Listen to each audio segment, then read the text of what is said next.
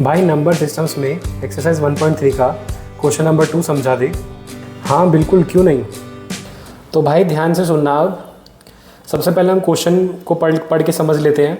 तो क्वेश्चन में दिया हुआ है हमें, you know that 1/7 equals to 0.142857 bar. Can you predict the decimal expansion of 2/7, 3/7, 4/7, 5/7, 6/7 are without actually doing the long division method, if so how. तो हमें इस क्वेश्चन में 1/7 की वैल्यू दी हुई है और हमें उसकी वैल्यू से 2/7, 3/7, 4/7, 5/7 और 6/7 की वैल्यू प्रेडिक्ट करनी है बिना लॉन्ग डिवीजन मेथड करे हुए। तो ये बहुत ही सिंपल क्वेश्चन है। अब देख भाई, अब इसको ऐसे सॉल्व करेंगे। सबसे पहले हमें 1/7 की वैल्यू दी हुई है, यहाँ पे हम लिख लेंगे 0.142857 बार। ये हमको वैल्यू दी हुई है, ठीक है। अब हमको सबसे पहले 2/7 की वैल्यू निकालनी है, तो यहाँ पे मैंने लिख दिया 2/7, ठीक। अब ध्यान देना, 2/7 को हम लोग इस तरह से भी तो लिख सकते हैं। अगर हम लोग 2 को 1/7 में मल्टीप्लाई कर दें, 2 का 1/7 में मल्टीप्लाई कर दें, तो हमारे पास क्या आता है, 2/7, है ना। तो अब अगर 2 × 1/7 की वैल्यू 2/7 के बराबर आ रही है, तो हम इसको ऐसे भी लिख सकते हैं। अगर ये 1/7 की जगह मैं 1/7 की वैल्यू डाल दूँ, तो हमारे पास क्या आएगा, यहाँ पे 1/7 की जगह वैल्यू डाल रहा हूँ। 1/7 की हमारे पास वैल्यू क्या है, ये, ठीक है। तो हमारे पास 1/7 की वैल्यू है, क्या है यहाँ पे 0.142857 बार, ठीक है। यहाँ पे 1 है, यहाँ पे 1 और डॉट है, ठीक है। तो अब यहाँ पे ये नंबर है, अगर हम इन दोनों को मल्टीप्लाई कर देंगे तो हमारे पास 2/7 का डेसिमल एक्सपेंशन आ जाएगा। तो बहुत इजी है, कुछ नहीं करना है हमें। अब इसको यहाँ पे मल्टीप्लाई कर लेते हैं। यहाँ पे 0.142857 यहाँ पे है, इसमें मल्टीप्लाई कर देंगे हम 2 का, ठीक है। तो 7 2 हमारे पास 14 आता है, 1 4 14, 5 2 10, यहाँ पे +1 11, 1 1 11, 8 2 16 और +1 यहाँ पे 1 7 17, ठीक है। 2 2 4 और यहाँ पे 5, ठीक है। यहाँ पे आ गया 5 और 4 2 हमारे पास 8 और 2 1 हमारे पास 2 और 2 0 यहाँ पे 0 और यहाँ पे डेसिमल आ जाएगा, ठीक है। तो हमारे पास आंसर आया है ये। तो हमारे पास 2/7 की वैल्यू जो आ गई है हमारे पास, जो डेसिमल एक्सपेंशन है वो है 0.285714 बार, ठीक है। कितना ईजी था, हमने कुछ नहीं किया, बस यहाँ पे 2/7 को हमने खोल लिया है, 2 × 1/7 लिख लिया और 1/7 की जगह इसकी वैल्यू डाल दी, इसको मल्टीप्लाई किया, तो हमारे पास ये वाला आंसर आ गया। बस सिंपल। इसी तरह से आगे हम 3/7 का निकाल लेते हैं, सेम प्रोसीजर है भाई। अब देख 3/7 का डेसिमल एक्सपेंशन कैसे निकलेगा। तो 3/7 को भी हम लोग 2/7 की तरह जिस तरह से खोला था भाई, उस तरह से खोल लेंगे। तो जैसे 3/7 को हम इस तरह से लिख पाएंगे, यहाँ पे खोलेंगे तो 3 × 1/7, जैसे हमने 2/7 को खोला था, ठीक है।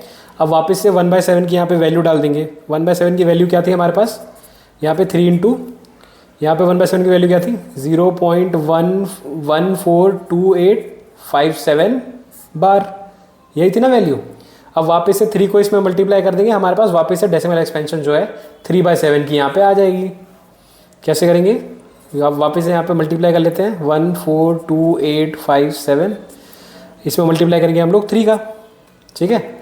अब लोग 3 का हम लोग जब मल्टीप्लाई करेंगे तो क्या आएगा, 7 3 से यहाँ पे 21, 2 कैरी फॉरवर्ड हो गया, 5 3 से हमारे पास क्या आता है 15, 16 17, 1 7 17, 8 3 से 24, यहाँ पे आ गया 25 + 1 के होके 25, 3 2 से 6 7 8, यहाँ पे 8 आ गया, 3 4 3 से यहाँ पे 1 12 हो गया, ठीक है। और 3 1 से 3 + 1 4, ठीक है।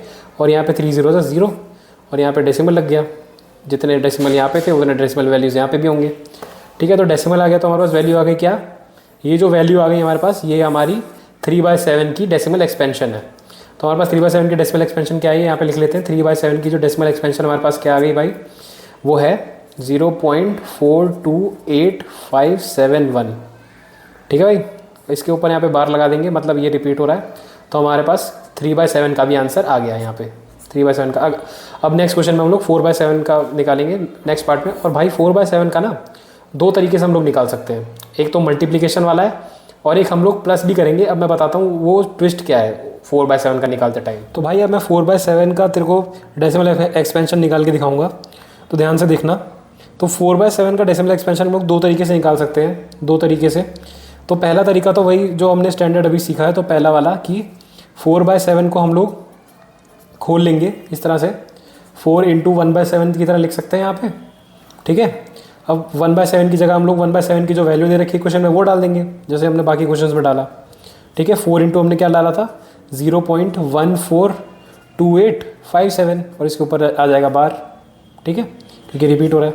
अब इसको मल्टीप्लाई कर देंगे, मल्टीप्लाई कर लेते हैं 0.142857 मल्टीप्लाई करेंगे हम लोग 4 से, ठीक है। 7 4 ज़ा 28, ठीक है। 5 4 ज़ा 20, यहाँ पे 21 22, 8 4 ज़ा 32, 33 34, 4 2 ज़ा 8, 9 10 11 1 1, 4 4 ज़ा 16, यहाँ पे 17 1 7, 4 1 4 5, ठीक है। यहाँ पे डेसिमल और यहाँ पे 0। तो यहाँ पे भाई हमारी वैल्यू जो आई है वो है 4/7 की, जो हमारे पास वैल्यू आई है डेसिमल एक्सपेंशन जो आई है हमारे पास, यहाँ पे लिख रहा हूँ मैं 0.571428, इसके ऊपर हम बार लगा देंगे, ठीक है। तो हमारी ये डेसिमल एक्सपेंशन आई है। अब इसको निकालने का एक तरीका और है जिसमें हम लोग एडिशन करेंगे, मैं बताता हूँ कैसे। तो भाई एडिशन के फॉर्मूले से निकालने के लिए या फिर एडिशन वाली टेक्निक से 4/7 का डेसिमल एक्सपेंशन निकालने के लिए हमको 2/7 का डेसिमल एक्सपेंशन पता होना चाहिए। तो हमने इस वाले क्वेश्चन में 2/7 का डेसिमल एक्सपेंशन पहले ही निकाल लिया है, तो हम लोग 4/7 को ऐसे लिख सकते हैं 2/7 + 2/7, क्योंकि जब डिनोमिनेटर इसके सेम है तो हमारा 2 + 2 4/7 ही आएगा, ठीक है। तो अगर हम लोग इसको प्लस कर ले 2/7 और 2/7 की जो वैल्यू है या उसकी जगह ये वैल्यू डाल दिया डेसिमल एक्सपेंशन वाली, तो क्या होगा 0.285714 बार प्लस 0.285714 बार, ठीक है। ये दोनों वैल्यूज़ प्लस हो जाएंगी, और अब इन दोनों वैल्यूज़ को जब हम प्लस करेंगे तो हमारे पास क्या वैल्यू आएगी 4/7 की वैल्यू आएगी। तो मैं प्लस करके एक बार दिखा देता हूँ, प्लस करके भी दिखा देता हूँ एक बार, ठीक है। तो यहाँ पे अगर हम प्लस करेंगे ताकि समझ आ जाए 5714285714, ठीक है। अगर हम दोनों को प्लस कर दें तो यहाँ पे आएगा 8, यहाँ पे आएगा 2, यहाँ पे आएगा ये 14 हो गया 7 + 7, ठीक है। 5 + 5 10 और +1 11, 16 + 1 17, ये यहाँ पे आ गया 5, ठीक है। और ये पॉइंट लगा के यहाँ पे 0 आ गया, ठीक है। तो हमारा क्या आंसर आया यहाँ पे 0.571428 बार, ठीक है। तो हमारा वापस से वही आंसर आ गया यहाँ पे, ये which is equals to decimal expansion of 4/7।